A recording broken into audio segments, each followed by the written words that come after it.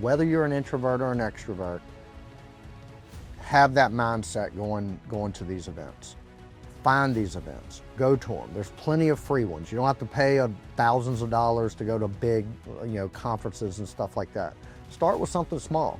Look online, talk to other people in your network, like, hey, when's the next event in XYZ area? Find them, seek them out, go to them, find a friend. If you feel more comfortable taking somebody with you that you can kind of hang out with and stuff like that, but don't go there and hang out in the corner. Put yourself out there, get uncomfortable, and use Jim's question. Where are you from originally? And just listen. And most people at these events, and people like me, you ask me a couple questions, I'm not going to shut up. I'm going to keep talking. Now, I'm curious too, so my tendency is I'm going to answer your question, very long-winded like I do, but I'm going to fire back some questions right back at you. But that's how a conversation works, right? That's how relationships are built. I'm learning about you, you're learning about me. The more we do that back and forth, the more we either like each other or we don't, and then we can evolve into whatever comes out of that, right? Welcome to Burning the Ships, and I'm your host, Jason Seward, and today I am flying solo again. This will probably be my last solo episode for quite a while. The next couple months we just have a stack of interviews lined up, and a couple have already been recorded, but we will be knocking those out, and so there'll be a lot of interview style podcasts for a couple months to come, which I personally like those better because I get to sit back, ask questions, be curious, do all those things. But today we're going to do a solo episode, and it's going to be on the topic of networking. I am coming fresh. I'm recording this the day after our first Deal Maker Hampton Roads networking event. We hosted that last night. And I'm going to talk all things that, kind of talk about that event, and then just networking in general and the power of it and stuff like that. Before we get into that, I will turn it over to my man JJ for JJ's Joke of the Week. Take it away, buddy. What do you call a sleeping bull? A bulldozer. All righty. I got to get him back in here to record a few more of those. I think we're probably running a little short, so get him in. And we got anybody watching the video version of this, I recently moved offices in the same building, but just moved rooms and got set up with a little bit nicer desk, and we'll start kind of decorating things behind me and whatnot. But and I'm rocking a new hat too. Just got those in the last week. So, but excited to dive into this topic because for me, it is like it's my baby. Networking is something that I guess most of my career, it's been the thing that that I have found the most success with, and that's just building relationships through networking, meeting folks, being at different things, being in crowds, and I've always been comfortable with that, and it energizes me. I talk about that a lot, like what things in my life give me energy, right? What do I do that like charges my battery? And now networking, I'm gonna get into this as I get further into the episode, but it can drain my battery too, right? It requires a lot of energy in the moment, like in the event, especially as like last night we hosted the Deal Maker event. And I was kind of the main facilitator of everything. So, we were there for 4 hours, and it was just a lot of it drained the battery, but at the same time, it provides me a lot of energy. So I'll get into all that. But when I say it's been probably the biggest thing that has, I don't know, probably given me the most success, what I mean by that is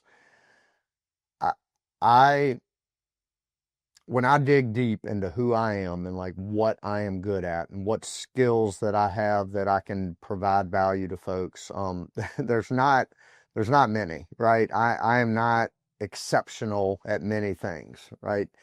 What I have been extremely good at is I'm resourceful. And the biggest part of being resourceful for me is I have just throughout every path I've taken in life, I've been able to connect with the people in my life that um, get, make me better, right? They complement all of my weaknesses. They help me through hard times. They help me solve problems.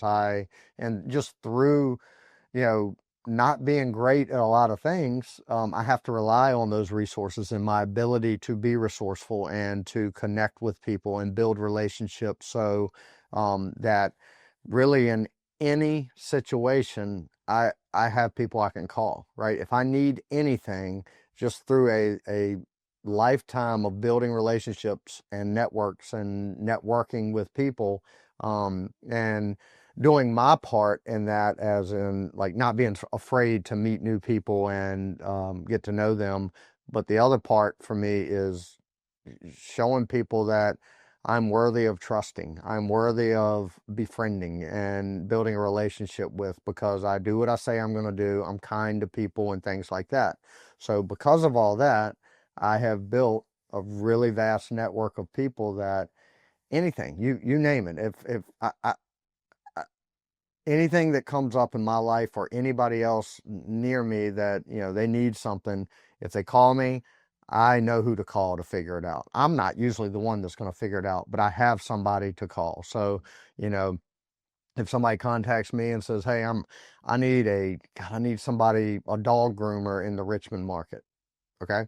Right off the top of my head, I don't know anybody that grooms dogs in the Richmond market, but I guarantee my thought is not, I don't know who it is. I'm going to say, all right, I know this person. I know this person has a vast network here, and I know they are here, and blah, blah, blah.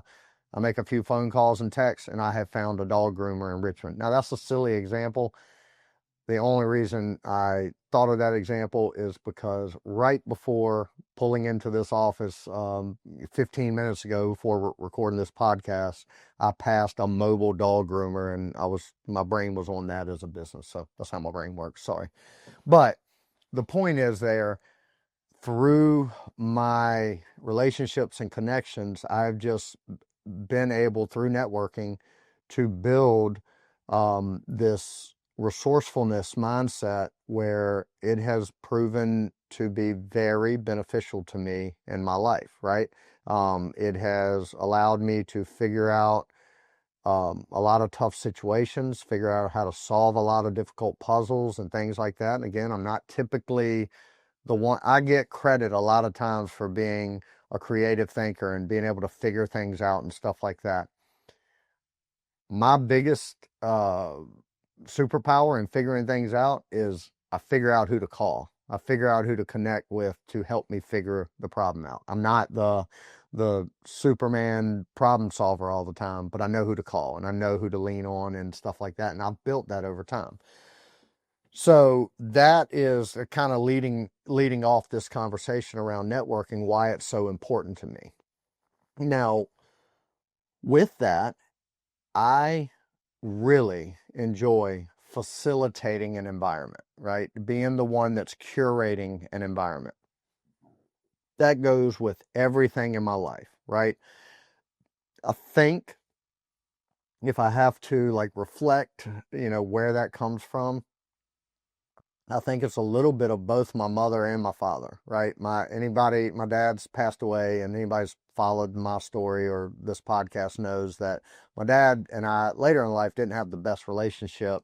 And childhood was difficult as well, with some of the choices he made. But one thing about my dad is you could put him in any room, any situation, and he's going to connect with anybody there. No matter what their background is, what their interest is, he was going to personally connect with them, and he had an ability to make folks, when he was clear-headed and doing the right things, he kind of got off course, throughout his life with some decisions he made. But when he was who he genuinely was, um, everybody loved him. He was a people person. He was never intimidated by being around this person or that person. He could hang out with the wealthiest person in the world, and get along with them and connect with them just as easy as if he was hanging out with a homeless person on the street, right? He just had that ability to connect. So I get a lot of that from him. But then my mother has this ability to make create environments for people to feel comfortable, right? So, some examples there.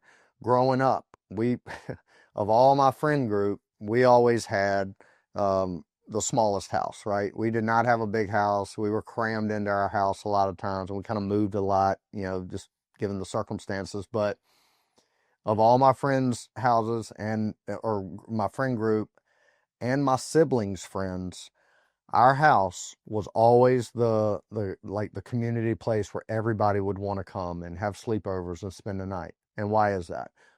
Not because we lived in a big mansion where there was a lot of room to do stuff. No, my mom some way created an environment where everybody felt comfortable and happy and had a good time, and there was always good food to eat, and she would give us the freedom to play crazy games and stuff like that, and it was fun. It was a comfortable, secure, fun, safe environment that she created for not just us, the family, but all of our friends and all of her friends. And that she loved cooking. She loved creating, and still does, but just creating moments and making people feel special.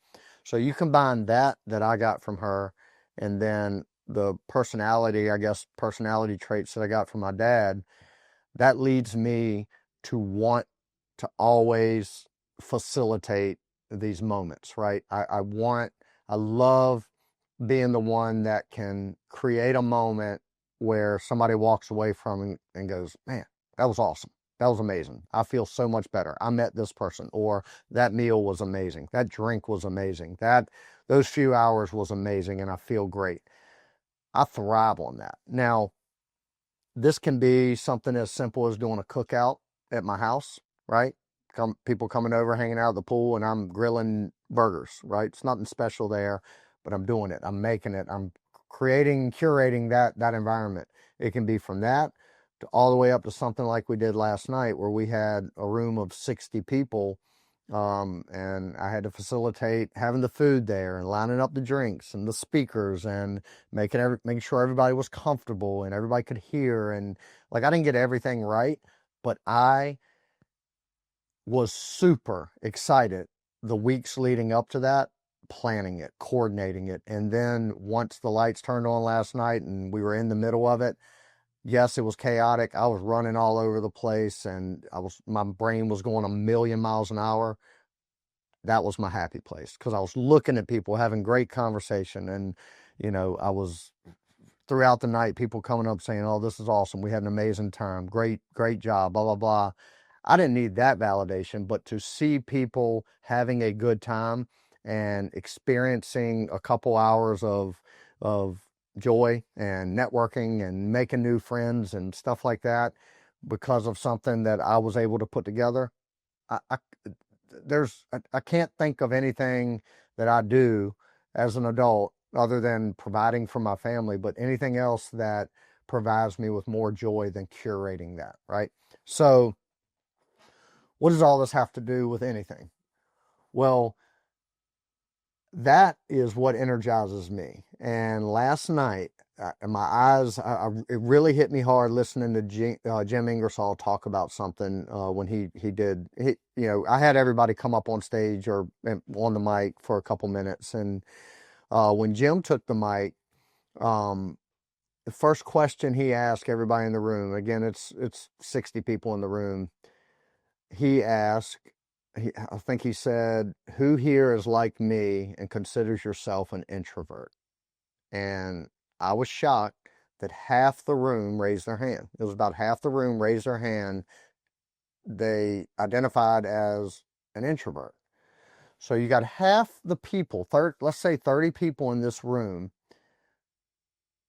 went out of their way and got out of their comfort zone to come to an environment with a lot of people where they're going to have to talk and meet people and get really uncomfortable, and they're introverts, right? That's not a comfortable environment to them. And it hit me that, and I'm this is I've struggled with this my whole life. I'm getting better about it as an adult, but I have a tendency to look at things through just my perspective, right? Like just my lens. And um, well, if I like networking and I like being around crowds and that energizes me, well, everybody else should too, right? Like if they don't, what's wrong with them, right? I'm not saying that's my perspective in this, but I'm giving you that example. Or if I like chicken wings, or spicy chicken wings or something like that, everybody should like them. What do you mean you don't like that? What do you mean you don't like pineapple on your pizza? How can you not like that, right? That's my mindset a lot of times. So I can be a little condescending, I guess, when it comes to that, because if somebody doesn't agree with me or have the same thought process, or they don't process things the same way I do, or they don't have the same taste as me, I guess my reaction a lot of times is, and it's not, I don't like to my core feel this way, but it's how I react a lot of times. Like, what do you mean? Are you kidding me? Like, how do you not like this? How do you not like networking? So when I saw half the room be, number one, vulnerable, it's hard. You're there, you're sitting in this packed room with all these people. You know it's a good thing to do. You know it's a thing you need to do to move the needle in your business or whatever you're trying to do, but you don't like doing it, right? You're uncomfortable doing it. And not only that, when you're asked who else is an introvert and you've got to raise your hand, you're raising your hand. Now you're putting kind of a spotlight on yourself. Like, I'm nervous about being here. I don't have that comfortability of walking up to somebody and saying, hey, my name is blah, blah, blah. What's your name? Where are you from? All that.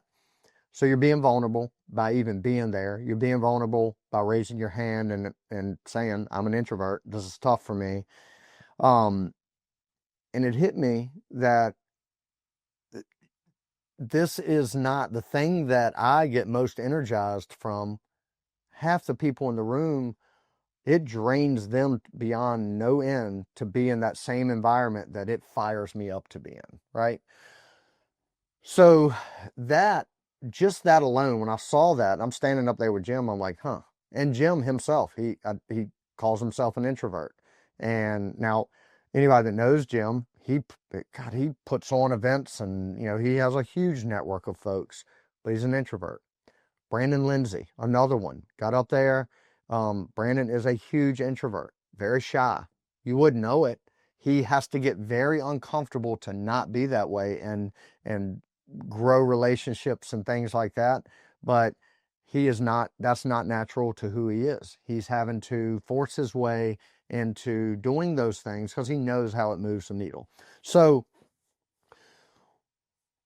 Jim said something last night, and again, it stuck with me, and it will forevermore, because it just like opened my eyes last night at my event. In the middle of it, I'm realizing this, like, okay, this isn't as easy for everybody else as it is for me. Or maybe Lindy Pond or some other folks there that just love being around people. They're thrilled to do it. It's not that easy for everybody. So Jim gave a, and I told everybody, like, this doesn't leave this room last night, but now I'm going to talk about it on the podcast. I was joking last night, but Jim gave a simple tip for folks that, like, it's hard. For me, this doesn't register as a hard thing to do, but for an introvert, the idea of last night, we were like, the room we were in was in a big upstairs, like mezzanine area of a brewery, right? So when I think about arriving at an event like that, now last night I was hosting the event, so I was in there, and I didn't have to go through what I'm talking about doing, but you pull up in the parking lot. This is what I go through. Heading to the event, an event like that, I'm excited, like literally excited, like Christmas morning, and I'm a kid. I'm anxious to get there and to meet everybody and meet as many people as I can. I get there, I pull in the parking lot. I can't get inside fast enough. I get to the registration desk. I'm excited to write my name on the little name tag and put it on there and register my name and write my email down and all that stuff. And I go up the steps with excitement, like tripping over myself to get up there and start networking, right? That's how I approach it. It's exciting to me. Go to those 30 people that raise their hand and so they were introverts, and rewind. They're driving there. Their anxiety is, God, I'm so nervous to do this. I don't know anybody here.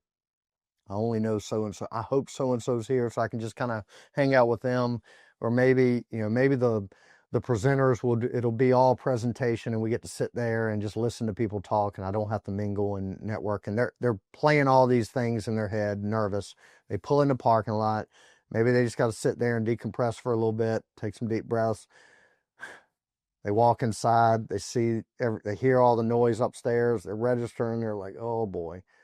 They go up the steps real slow, and then they're in it. And where I feel excitement, they feel terror in some cases. They feel anxiousness, not an exciting anxiousness like, oh God, who do I go to first, and blah, blah, blah. They don't know where to go, especially if they're walking in a room where they don't know people, or they know people, but those people aren't there yet, right? So they're upstairs, they look around, I don't recognize anybody here. What do I do?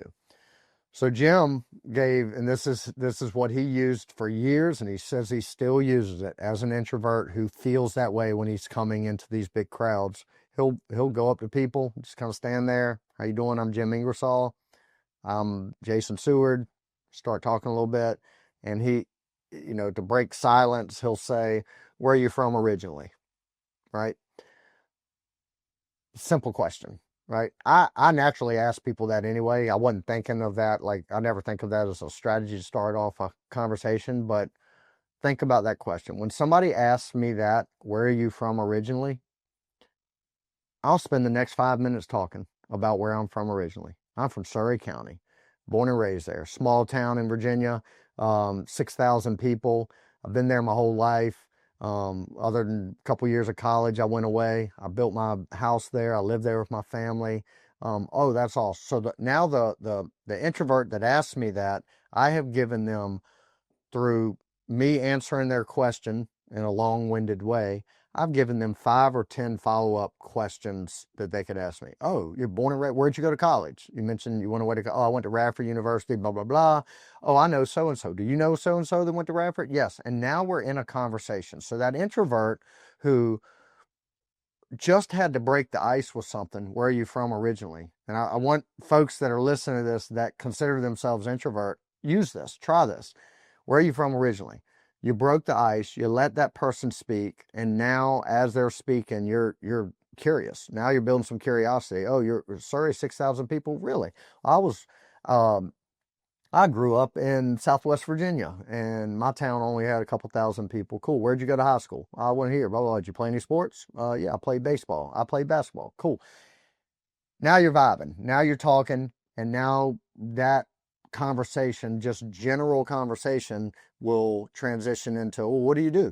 Oh, I'm in real estate. Oh, do you a real estate agent? No, I flip houses. Oh, awesome. Me too. Now you're connecting. Now you're vibing. And that conversation, through a networking event that you were nervous to go to and you were anxious and all those things because you're an introvert, now you've got a new connection. And you keep going that, and y'all exchange numbers and cards, and then y'all are going to set up lunch or a phone call, and you get on an email chain, and next thing you know, y'all are doing a deal together. That's how it happens. So I thought, like, out of everything that I took away from last night, all the excitement and all the things that went well with that meeting, I've tried every networking event I go to, or any event I go to, I'm trying to extract some value, right? Now, I'm also trying to provide a lot of value. And like event last night where I'm hosting it, I'm providing value by hosting the event, right? Putting everything on, but I'm still always seeking to extract something out of it. And by extracting something, I don't mean to make money, right? That's not the value I'm talking about. I mean, that could happen, but I'm trying to take away some nugget that I can go away, think about it, in depth, and it impacts me in some way, good or bad, hopefully good. In this case, that was my nugget, right? Not everybody, and I know this is not like I didn't have an epiphany. Oh, not everybody's like me. But when it comes to events like this where I get so excited, so fired up, I want to meet everybody, I want to talk to everybody, I want to know everybody's story, and there's not enough time in the event for me to do that. half the people in the room are the exact opposite, right? So I knew that. I knew there were some people like that, but when I saw so many hands go up last night, I was like, oh, what am I like?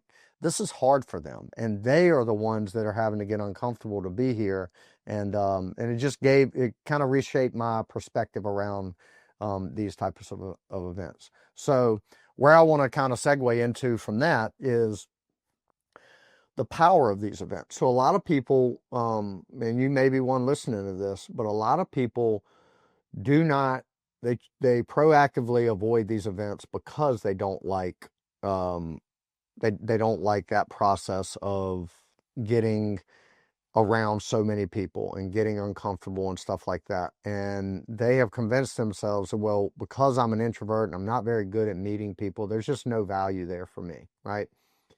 So I'm going to give a couple of examples. So I'll use he just doesn't mind me using him as an example, but Bill Phillips, my business partner, he he doesn't get as excited about these types of events and stuff like that. He doesn't get the energy I get from them. They're exhausting for him, right? And not because he doesn't like meeting and talking to people, but it's just, it's not his favorite thing to do. It is literally one of my favorite things to do is to be around a lot of people. I love it. Well, um, but I'm gonna use him as an example, and me and him kind of together. But we and I've told this story probably in the past on the podcast. Not sure. I talked about it a little bit last night at our event, but for years, what we were building in business, we were doing it quietly. We were not going to any networking events because we were working our corporate careers. So all of our time was spent on that. What time we had left over was, from that and our family, we were just spending on like building our business. But networking wasn't a piece of that. So we weren't going to these local events. We were not members of masterminds or anything like that, any like big communities or anything like that until about middle of 2022. And that's where for a lot of reasons, but we decided to join our first like paid mastermind group. So we went from not going even to local events to jumping into a really big national high ticket price mastermind group that we're still in. Legacy Family, I talk about them all the time. Tim Bratz has done a phenomenal job putting together a good group of people there. And we are 3-year members at this point.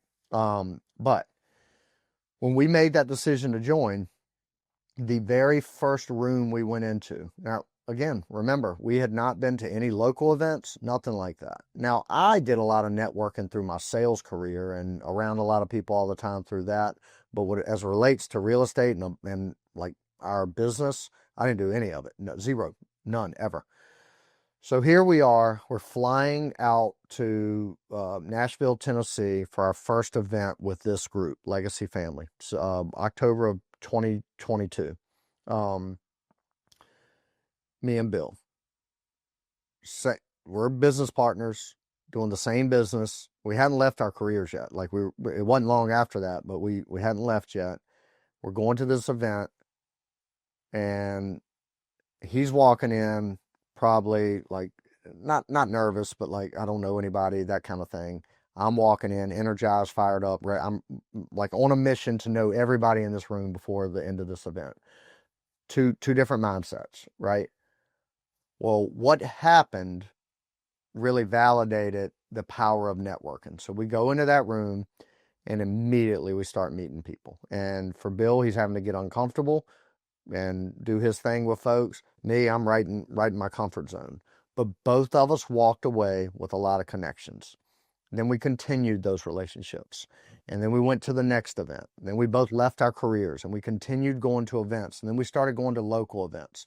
And what came of this, and I'm going to miss or forget somebody, and I apologize if I left you out and you've been kind of a piece of this journey, because I'm doing this off the top of my head, so I apologize for that. But you know who you are if I leave you out.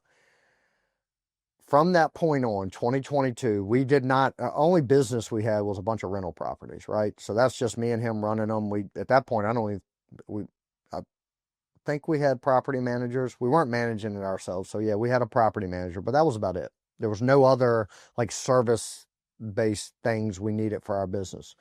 But as we leave our jobs and we start building a business around lending and growing our portfolio and stuff like that, we needed a lot of services.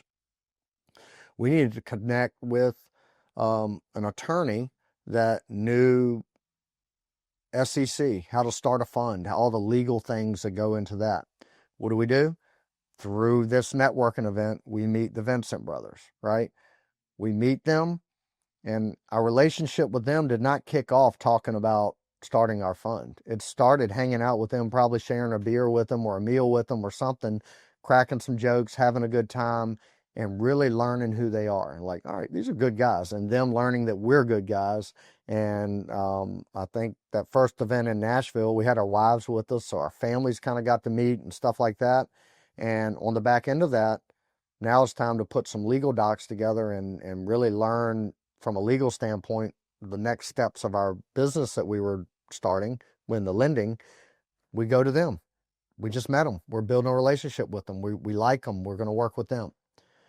We needed a CPA that understood not just real estate, but the complexities of the type of real estate we were doing, not just on the with our portfolio, but with what we were building with our lending fund and everything like that.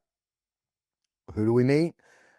I was having lunch at an event. I sit down at a round table. I think it was only one other person I knew at this table. I don't even remember who that was. But I remember thinking, God, I don't know anybody. This is the perfect table to be at. I'm getting ready to meet them. Well, to my right, there's a lady that was very energetic, and like she matched my energy. We were chatting it up, and it ended up being Melanie Sigma.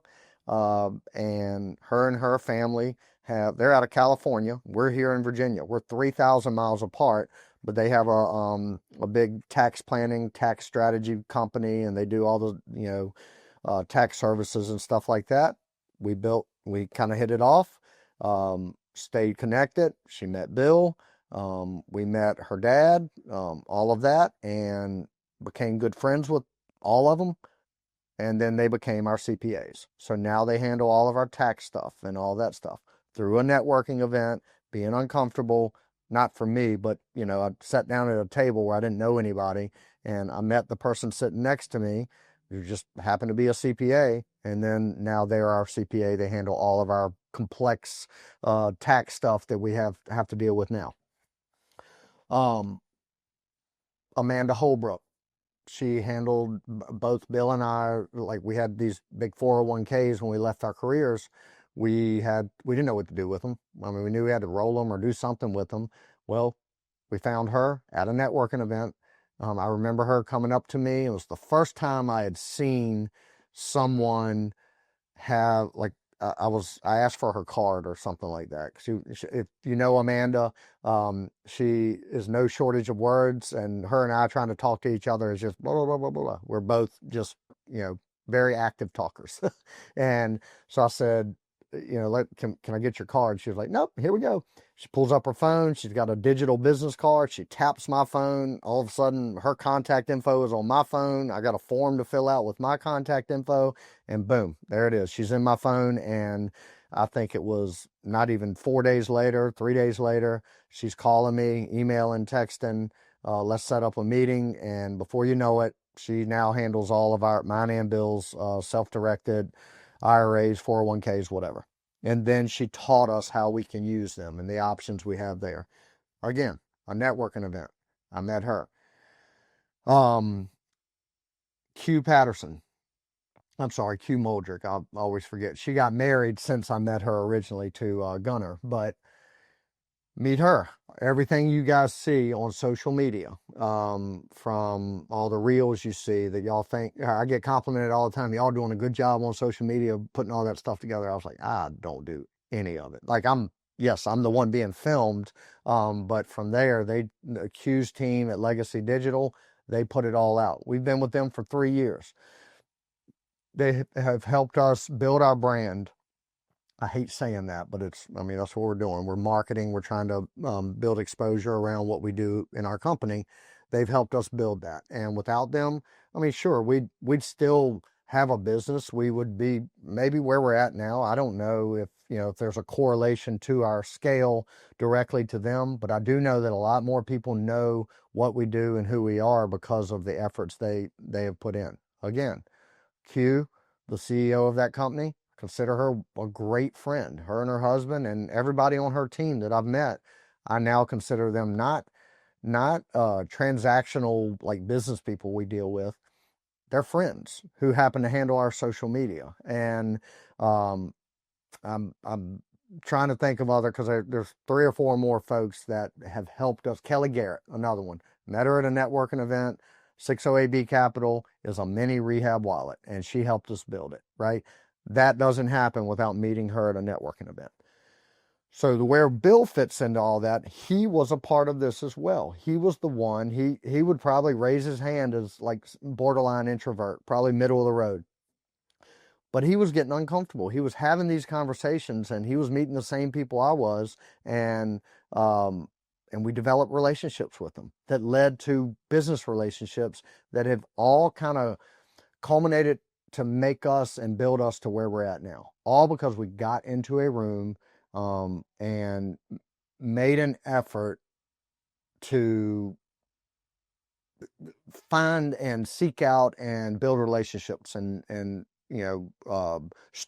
really pour into those relationships after we built them to build who we are and what we have. And all that happened with networking. And I get real, if you're listening to this, you're like, good God, get to the point. Okay, here we are. So the point is, when you go, whether it's a networking event that has 10 people at it, or it's a big mastermind couple-day event that has 300 people in it, go. Put yourself out there. I don't care what business you're in. I don't care if you are in real estate or you are, you name it, any business that you're in, or if you're in a sales career or something like that. If you go with the mindset of two mindsets you got to have, and I believe you got to have them both equal.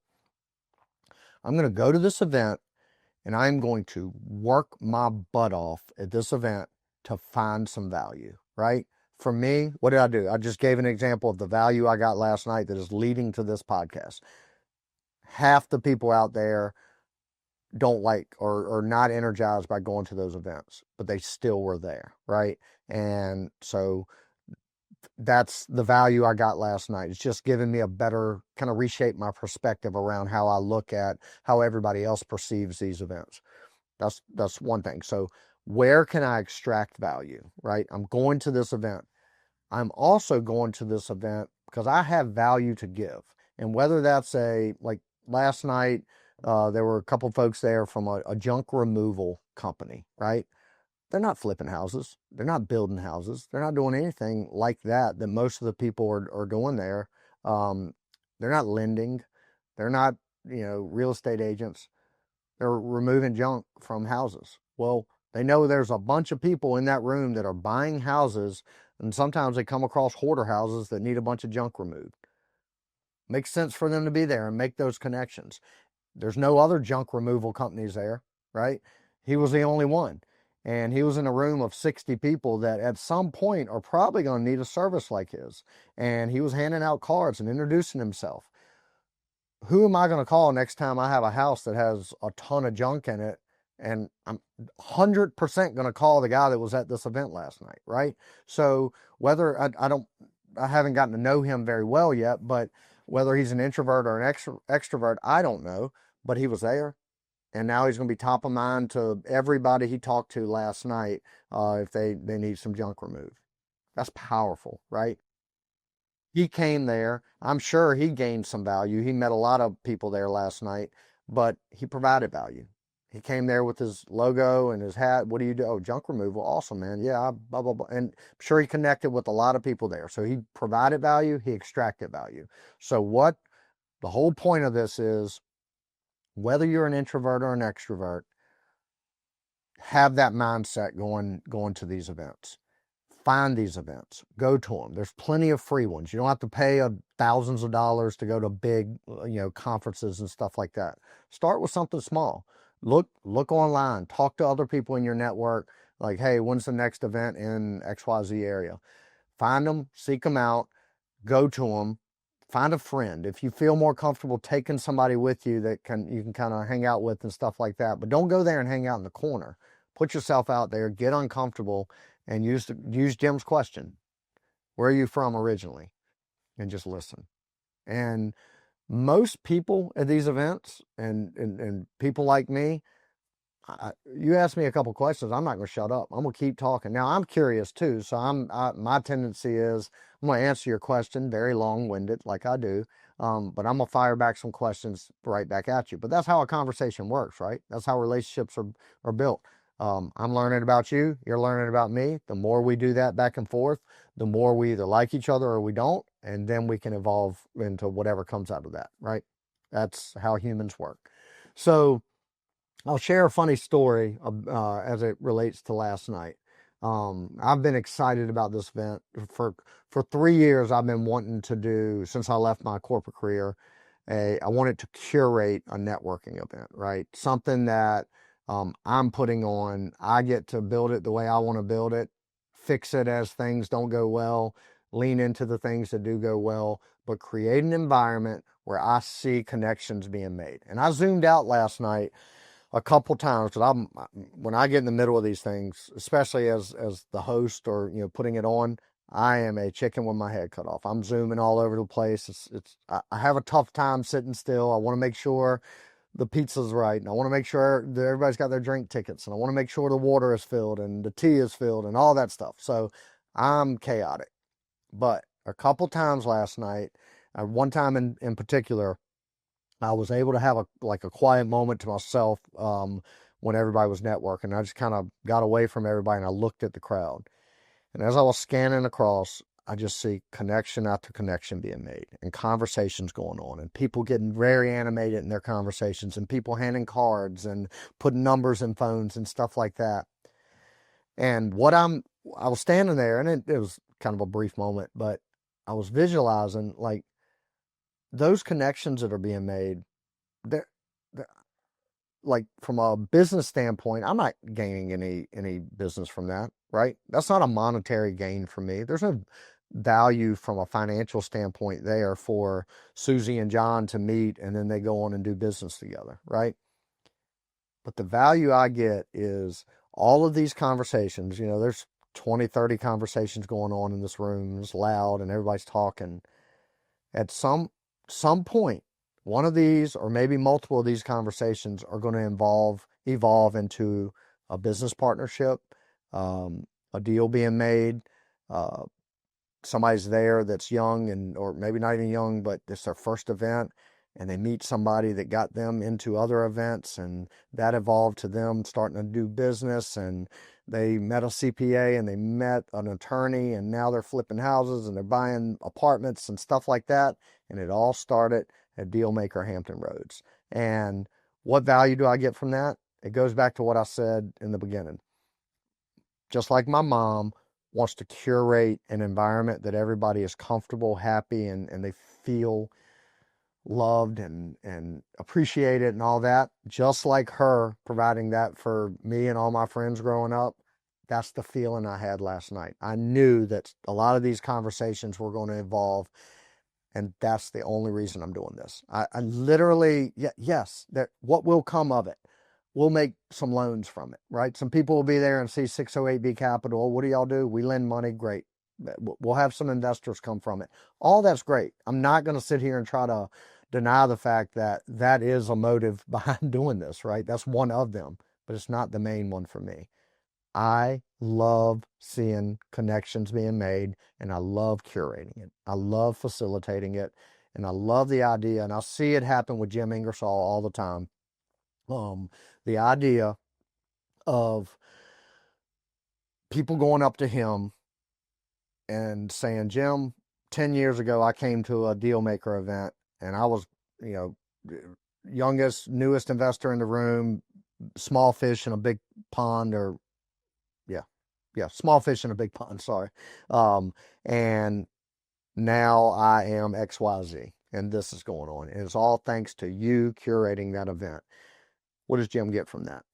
Did he make any money off that happening? No, he's not affiliated with that person's business at all. He gets the satisfaction of and the validation of everything I did to put this on. Somebody benefited from it, right? Indirectly. I'm not benefiting from them benefiting from it, other than just knowing that I played a role in that. That's what I feel. Somebody else that's real important to me in this world is Tim Bratz. He puts on legacy family events. He feels the same thing, right? Yes. Yes. Through his events, he's making money. He charges people. It's a high ticket price thing, right? But that the events he puts on cost a lot of money. I would imagine he's breaking even on that stuff. I don't know the finances. He might be making some money, but he should. Like it's providing a big value. But I guarantee that is not the sole reason he does it. Yes, he's finding people that invest in his projects. Yes, he's finding lenders. Yes, he's finding deals and stuff like that. Yes, he's finding buyers to some of the deals he's selling. All that's true. But when Tim goes home at night, and when Jim Ingersoll goes home at night, and me on a much smaller scale, just getting this thing going in Hampton Roads, when I go home at night, I guarantee, just like them, just like me, all of them are excited. Like I laid in bed last night. That was fun. I saw a lot of connections happening, and I'm very proud to be able to facilitate that. And that gives me a lot of gratitude, a lot of validation of like everything, all the work I put into building this one event, and it'll be a monthly event moving forward, but it kind of came to fruition and I got to see it unfolding last night and I love it. But I want to share a story as I wrap this up because it's kind of a funny story. A month ago, early December, I'm recording this early January. Early December, we went to the place where we hosted this event last night, Traditions Brewery, to shoot some content. And the content was just some promotional pictures and videos and stuff to kind of promote the event ahead of it actually happening last night. So we go there. Our social media team posted some pictures of us at Traditions Brewing and blah, blah, blah. Well, my mom knew that we were having an event. She didn't know when. So I mentioned my mom earlier. She's always concerned about people being happy and, everybody being positive and good things happening. So she's that times a million when it comes to her kids, me, my brother, and my sister. That day that we were out there early December, she sees probably a Facebook post that our social media put up that at prepping for Deal Maker Hampton Roads and at Traditions Brewing Company, blah, blah, blah. Well, she just sees the picture and she thinks that we had our event that day, right? So she doesn't know any different. She thinks that was the day of the actual event.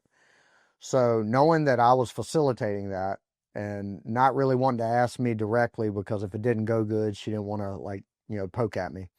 She texted my brother and said, and my brother, I think this was like his second day on the job, or it might have been before he even started with us, but he was with us. Texted him, how did Jason's event go? How did y'all's event go? And he knew that she didn't know any different. So while we were at Traditions, he took a bunch of photos of just the venue to we could use as like B-roll and some of our marketing stuff. He had taken a picture of the venue. It was empty. We were there middle of the day. Nobody's there, of an empty brewery. So it's chairs, tables, nobody there. So he had that picture on his phone. When my mom sent him the text, how did the event go today? Again, she's thinking it went on that day. He sends her the picture of an empty brewery. He said, my siblings call me Bubba. He replied back, he said, I feel so bad for Bubba. Not one person showed up. And he sends a picture of the empty brewery. And for those that are watching, or well, I guess we'll probably share a reel with that and I'll pop up the actual picture he sent. So that's the first part of the story. So he sends that. My mom, and he doesn't tell her that he's joking. My mom, obviously in a panic, thinking I'm, going to go jump off a bridge or something. She's like, oh no, I feel so bad. Is he okay? And Of course, my brother playing into it. Oh, he's devastated. I wouldn't call him right now. Just drags this on for an entire day. For all you mothers out there, I know this is a cruel thing to do to your mom. So blame my brother for this, but because I had nothing to do with it. So finally, he lets her know he was playing and it wasn't the day of the event. So fast forward to last night.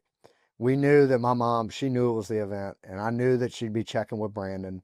So he said, I'm going to mess with her. Now, we did have a big crowd last night, but this morning she texted him. I think texted him last night, but this morning he said, it went great up until we had too many people show up. People were flooding in there. We overran the venue. The the brewery managers, we got in a confrontation with them because we went over whatever the fire code was and stuff like that. And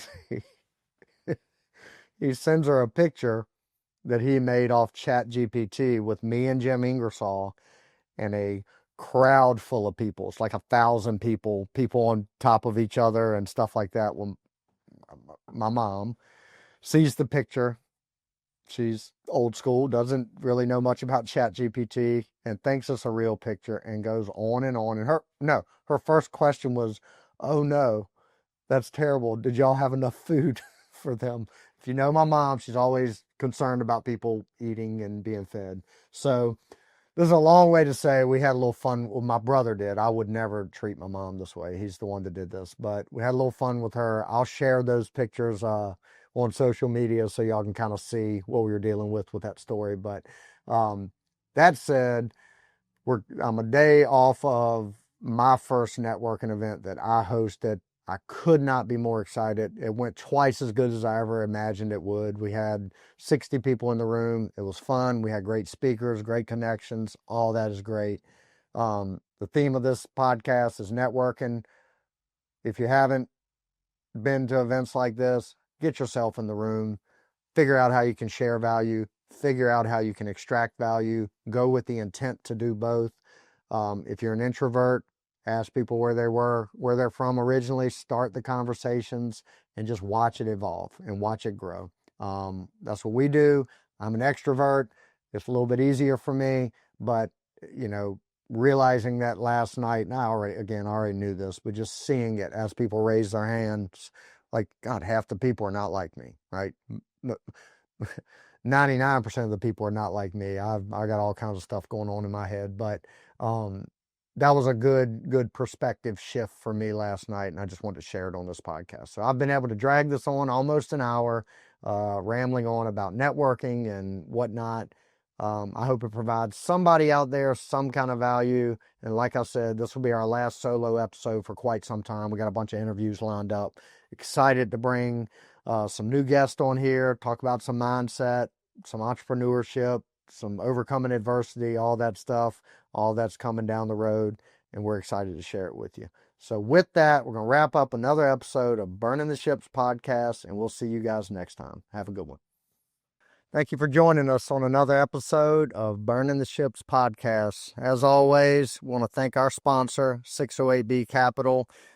We are a short-term lending fund, a debt fund, open for investors who are looking for a passive return. And also we offer our main product to fix and flippers and buy and holders, folks that are doing things like that in real estate. Also want to remind you about our referral program. Check out our website for more information on that, and we're happy to talk to you further if you're interested. Again, thank you for joining us on Burning the Ships, and do me a favor and go out and try to find someone or some way that you can add value into the world today.